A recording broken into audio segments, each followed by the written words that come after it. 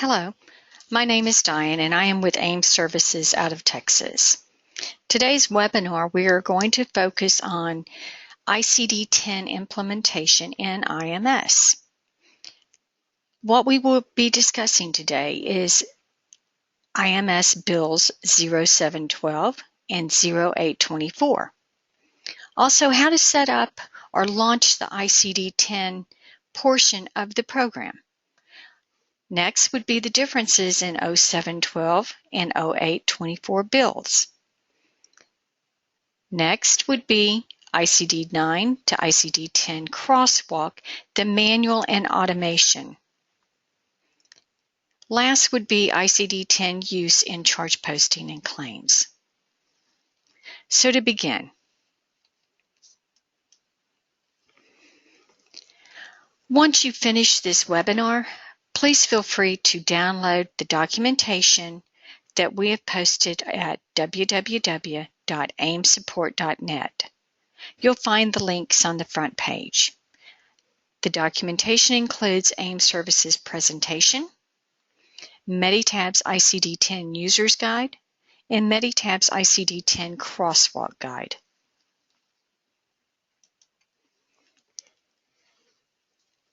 IMS currently has two bills. Bill 0712 is ICD-10 compliant, but it does require more manual updating of the ICD-10 codes. Bill 0724 recently released, and most AIM clients are either updated or scheduled for this update. The Bill 0824 includes a utility program which allows for more automation in updating the ICD-10 codes. If you are not on either of these bills, please contact us at support@aiminet.com or call 800-275-1353. We would greatly appreciate an email sent to support@aiminet. In the subject line, please put in IMS upgrade. Okay, to start, one of the first things that will be required if you're on Bill 0824 to launch the utility program that will allow for some of the automation and the linking of the ICD-10 codes, you will have to set up the security. This security is recommended. This security change is recommended for office administrators and providers. Not all users should have this level of security. There are two ways to do this. Under Setup and Security, your first option is to create the pull over this security right over into a group such as provider or office administrator. To do so, you would open up security, choose the group, as I'm highlighting here, which is physicians, and then pull over that grant, and it will automatically be accessible with each individual who is part of that group. This is only in Bill 082415.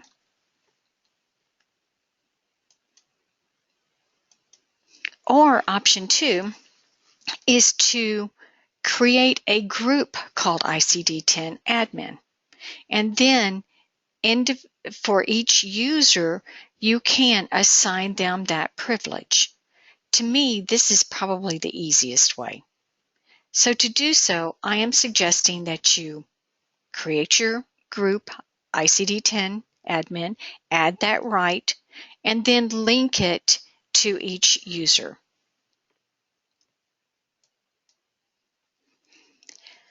In both bills, you're going to have to toggle the system and user parameters in order to start utilizing the ICD-10 modules. Okay, so to do so, go to Setup System Parameters, and you'll see the parameter screen display. The fastest way to find the areas that you need to modify or review is by typing a 10 in the field at the top and then click Filter. That will immediately display both the ICD compliance date and the question of enabling the crosswalk. So what you're going to do is click Yes on the enabling the crosswalk. What this will do in the program is when you are in a screen that allows for ICD-9 or ICD-10 coding, you are able to then view the ICD-10 codes and pull them over into the program basically. So we'll go through all of these steps shortly. As far as the ICD-10 compliance date, it is recommended that you not change this. Only because at this current time, that is the defaulted transition date, and to our knowledge, that is the date of compliance, required compliance.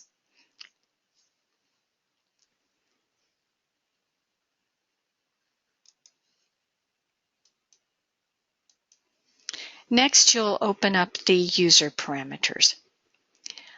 And again, type in 10 and click Filter. By default, that will then pull up these two items that are pertinent to the ICD-10 transition. In this area, default option for ICD-10 code other, the CM is basically your office practices and probably everyone that is using the program. Default value of ICD-10 search screen.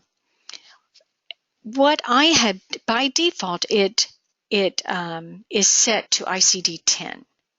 What I have done in my program is I have chosen to use the ICD-9 to 10, which allows me to search in the ICD-9 and it will display the equivalent of the ICD-10. To me, that is more logical. This is a required manual action in both bills. So let's look at this. I went to Setup, System Parameters. I typed in my 10, hit Filter. Here are my two items.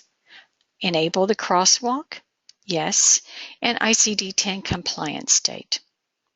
I can very quickly click on User Parameters, type in 10 again, hit my filter, and here are my options.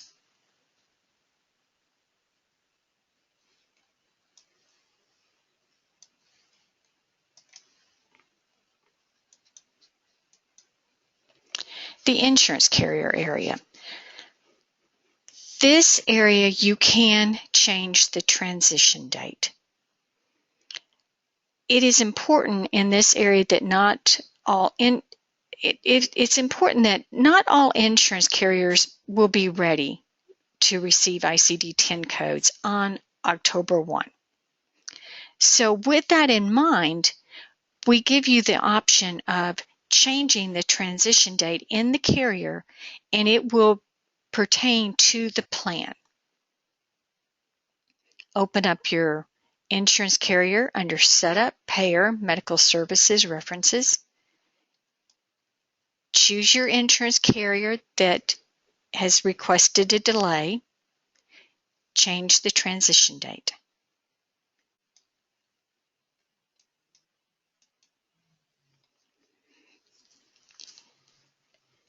The areas of the program that require manual setup for the 0712 build begin with the setup and billing area. Now keep in mind, you have the option of manually updating this information in both bills. But with 0824, there is a utility that you can run. However, once you run it a couple of times, it is recommended that you, in the future, that you only go through the manual setups. So starting with setup and bill, we're going to go to most used ICD-10 codes. The ICD-10 codes are displayed in the left panel. You're going to need to move them to the right. This is just like you did your ICD-9 most used. It's very easy to do. You'll notice too that in the column with the little check marks, this is asking, do you want to display in the quick drop when you're entering charges, and the little down arrow on the diagnosis? That's what that is pertaining to. Again, ICD-10 codes are listed on the left, and you can move them over to the right. But what is really nice here is if you're not really sure of the code, you can very quickly pull up your most used ICD-9 codes, pull that screen over to the left, over to the right, pull your ICD-10 codes window, and now you're able to search by description. So let me show you this. Under Setup and Bill, here's my most used ICD-9. I'm going to open it up, pull it over to the left, open up my ICD-10, and it's over to the right. As I'm looking at these descriptions on my ICD-9, I can very quickly toggle my description, start typing in the description, find the code, and pull it over to the right.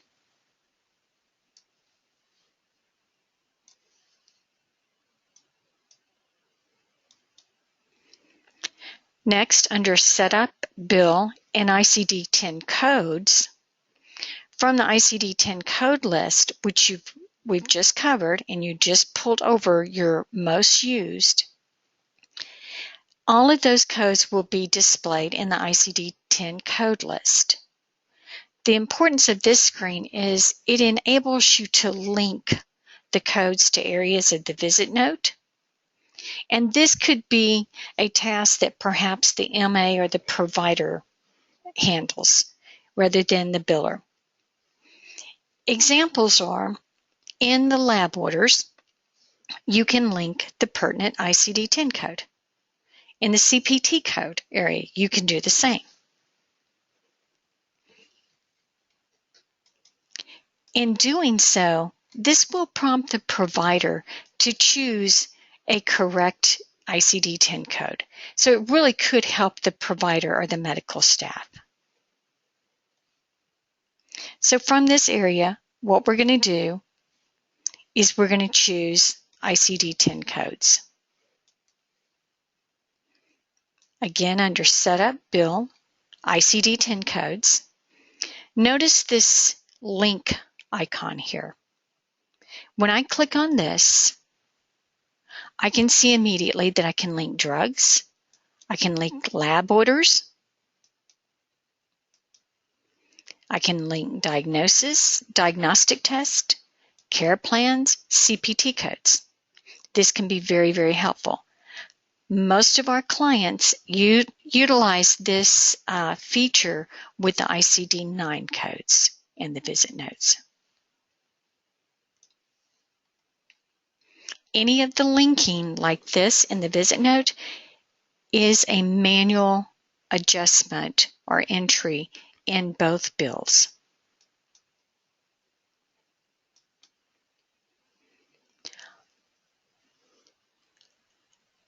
Additionally, from Setup and Visit Note, you have the ability to basically do the reverse.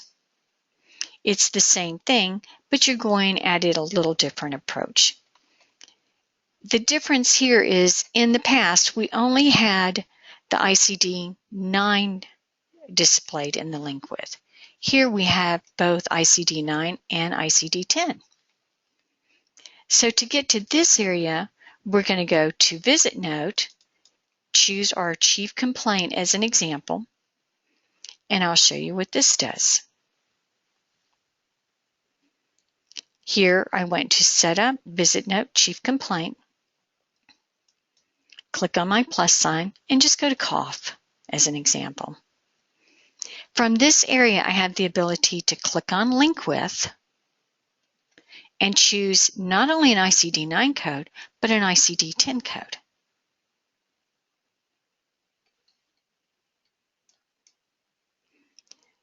Additionally, if you are using the Monitor If in this area, I'll click on my down arrow and now I'll choose my ICD-10 code.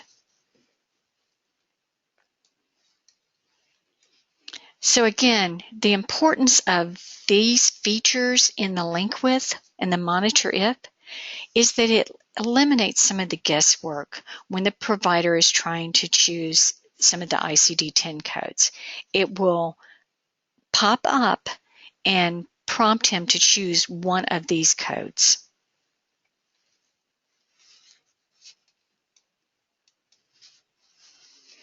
Next, in Setup and Bill, the ICD-10 templates. Now this is required manual setup. In the build 0712. But as I had mentioned before, you have the ability to do this in 0824 as well. In creating the ICD-10 diagnosis templates, this is what will display from the visit note when the provider clicks on Assessment or Diagnosis in the left panel.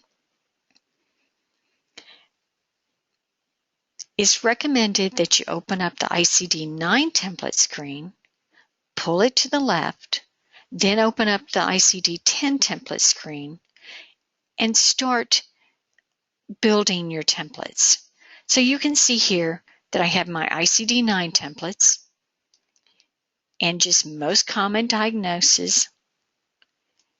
Here's my ICD-10 template screen, and I'm building my most common diagnosis. But what I am doing is I'm clicking on the question mark. It displays the ICD-10 window, search window, and I'm typing in the description. And in doing so, it's immediately finding or providing a list of diagnoses.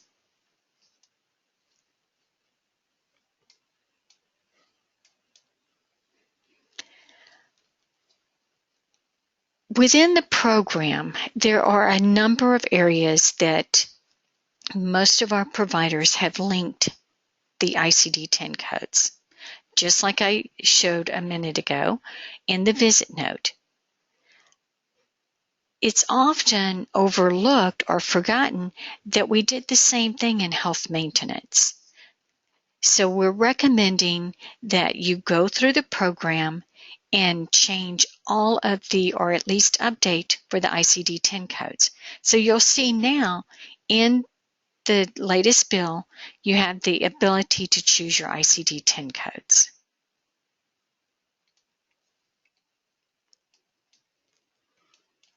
So what we're recommending is go through the program.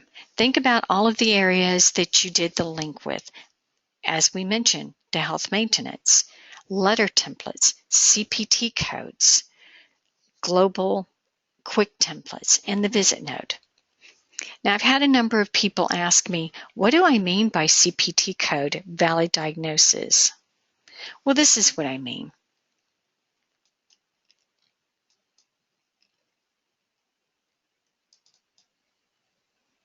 In my CPT code area, notice over to the right, you have valid diagnosis.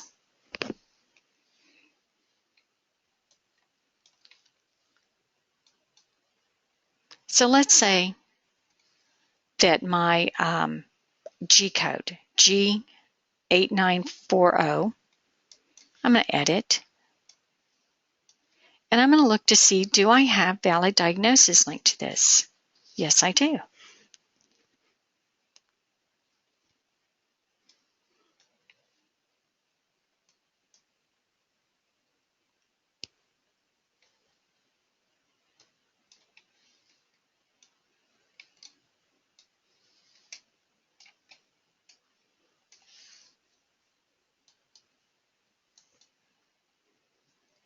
Next, to utilize the utility in 0824 build, after you've set up the security rights for the individual,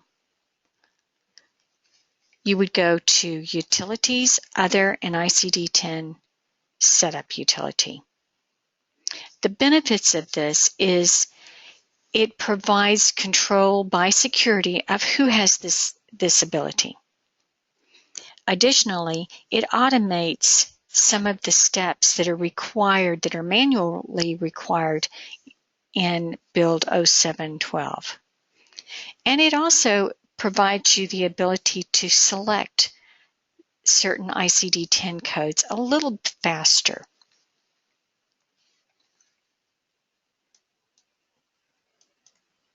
So what we're going to go over is opening up the initial screen. And of course, it gives you the introduction page. The important thing here is you will have to click at the bottom right, the arrow, in order to go into the next area.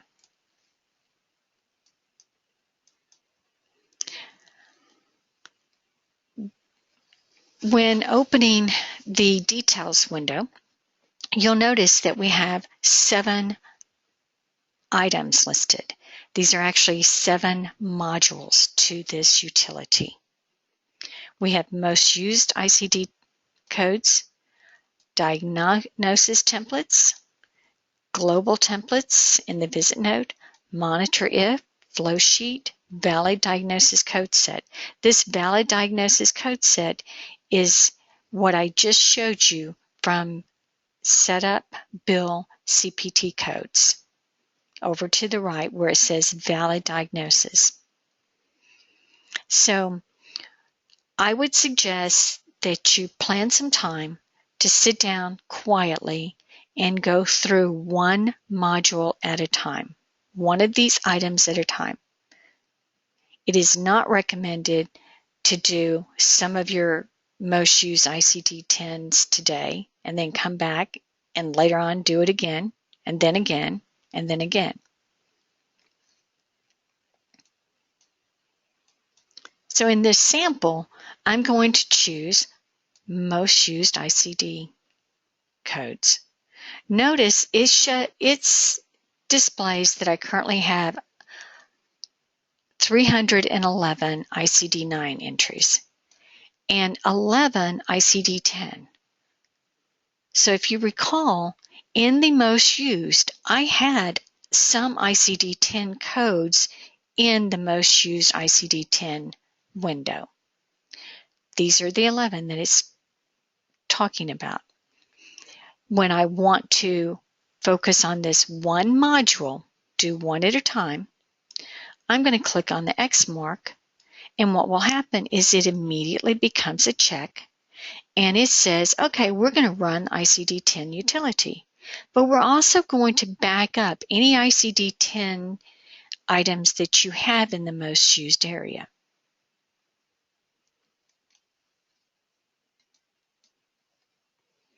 Once I do this, I will have to the left my ICD-9 codes, and to the right, the possible or potential ICD-10 codes.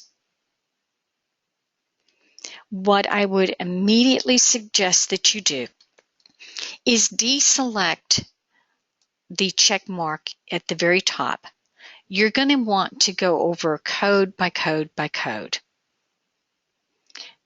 I don't think that you would want to proceed and have it choose every single code that could possibly relate to each of these codes. Be selective.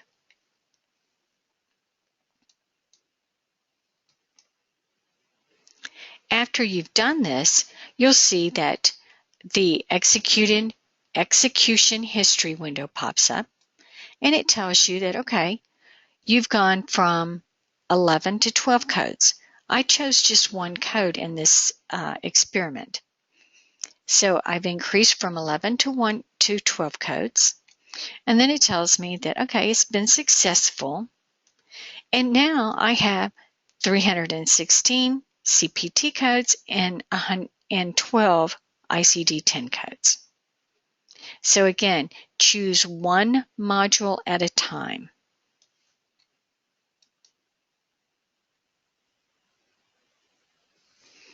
So let's do this. You must be signed in as the provider or administrator.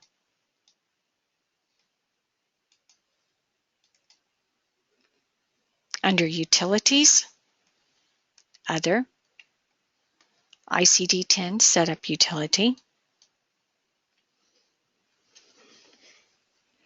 Here's my welcome screen.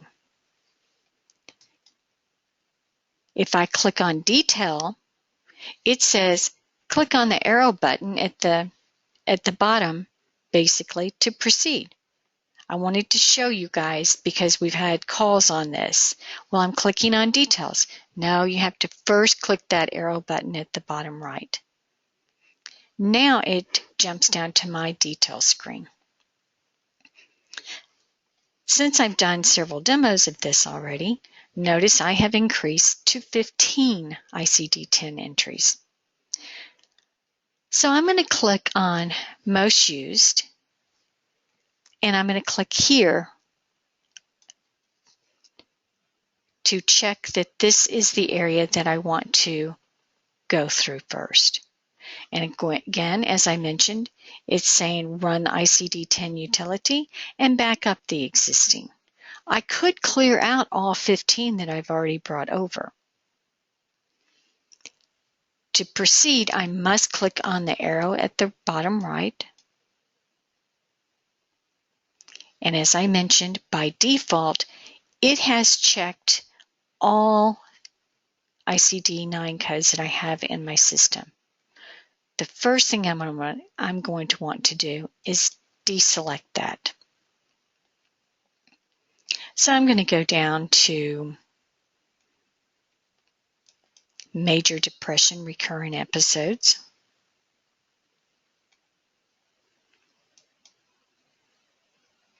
How about acute tonsillitis? That'll give us more to choose from. Acute tonsillitis. Notice I have 4 possible ICD-10 codes. Choose the ones that you want, and then you can go to the next ICD-9 code, make the choice there. The next one, maybe deselect a couple of these. And notice that as you're doing this, you actually have, because I made a change here, now I have a hyphen there. So as I run through this, my choices over to the right change from 1 to 10. When you're done, over to the right, click your arrow to go to the next page. When you do so, what will happen is you will immediately get the screen that shows the modifications you've made and that it was successful, and then the updated entries.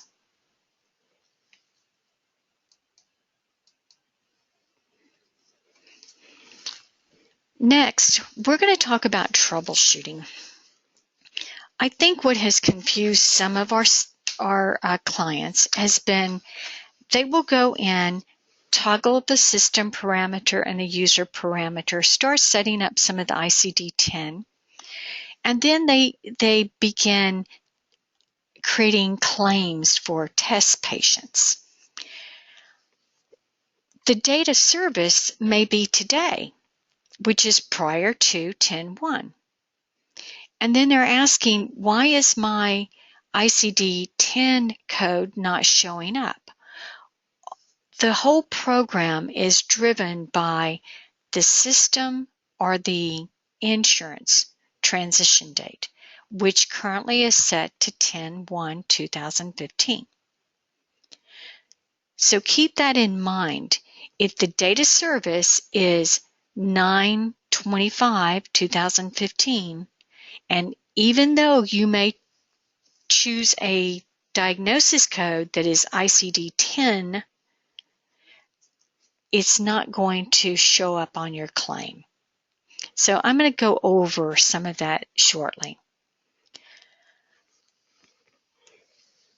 If you are at 10/15/15, as an example, if you're past the transition date of service of 10/1/15, anything forward, then if for some reason your ICD-10 code is not showing up, there are 3 areas to look. The program immediately considers the insurance compliance date from the patient case. So first, edit your patient, go to the patient case, and see if the insurance plan, if the carrier linked to that plan has a future date of perhaps 1/1/16. If the plan doesn't have, if there's no plan linked to the case, then next check the insurance in the patient master. And last, go to System Parameter and check the compliance date, just in case it got changed there. So there are 3 areas to consider after 10/1/15.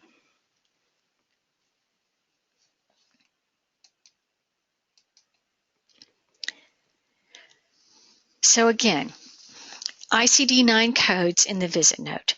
Dates of service prior to 10/1/15, when you're choosing the diagnosis code, is going to display the ICD-9 code set. But from this window, the provider or the medical team has the ability to start building the most used. So notice that my date of service is prior to 10/1/15.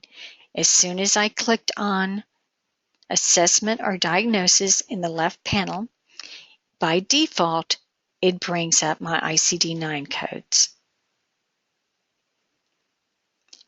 If I want to start building my most used ICD-10, then what I need to do is click at the bottom to add, click on the question mark, and notice my window that displays has 2 tabs, ICD-9 to 10, and then just the ICD-9 tab.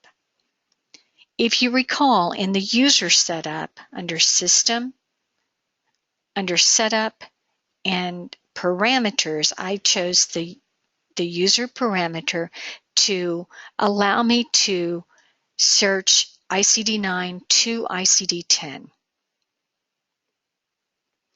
Once I've chosen the code, over to the right, and I click OK, the code goes into my most used ICD-10 code window. Keep in mind, even though I've selected it here, what will be on my charge or my claim is going to be the ICD-9 code, because my date of service is prior to 10/1.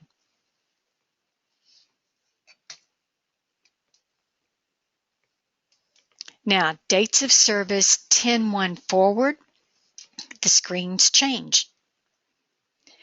So let's say that you're in the visit note. You click on assessment or diagnosis on the left panel. Now, because it's 10/1 forward, your ICD-10 template displays. If you don't see your code and you're not sure if the code is in the system, because it's not in your list, you can start building again or adding to your ICD-10 most used.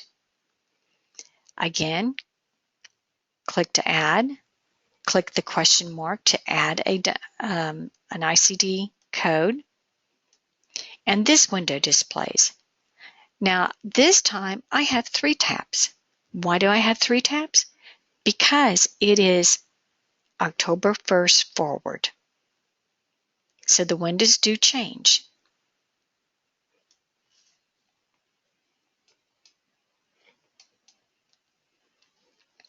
In the charge posting area, charge posting October 1st forward, when you're posting the charges and choosing the diagnosis, if let's say that you're doing hospital rounds, the doctor did hospital rounds and he just handed you the face sheet. In that area, notice that I have my 3 diagnosis selections, and they display in the drop-down, but that's only because I had the check mark in the display.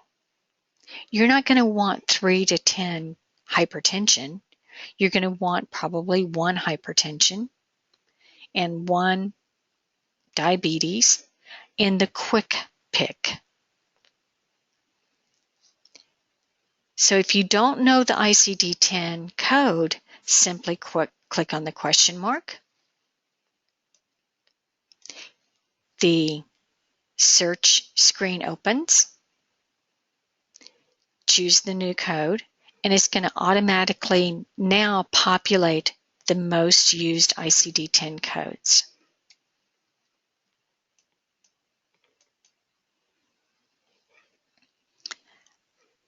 Something to keep in mind, though, is this is only building your most used code.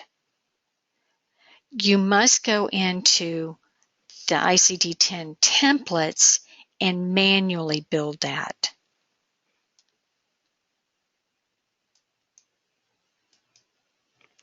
So starting October 1 forward, after you've entered your data service, the CPT code, and you've chosen your ICD-10 code, you're going to see your ICD-10 code because it is October 1 forward.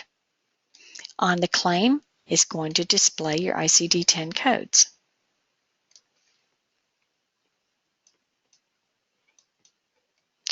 That's basically the end of our webinar. I appreciate everyone attending. Keep in mind, you have the ability to download the documentation from aimsupport.net, and we'll also place the webinar on the website with a streaming link so you guys can download it. Thank you for attending.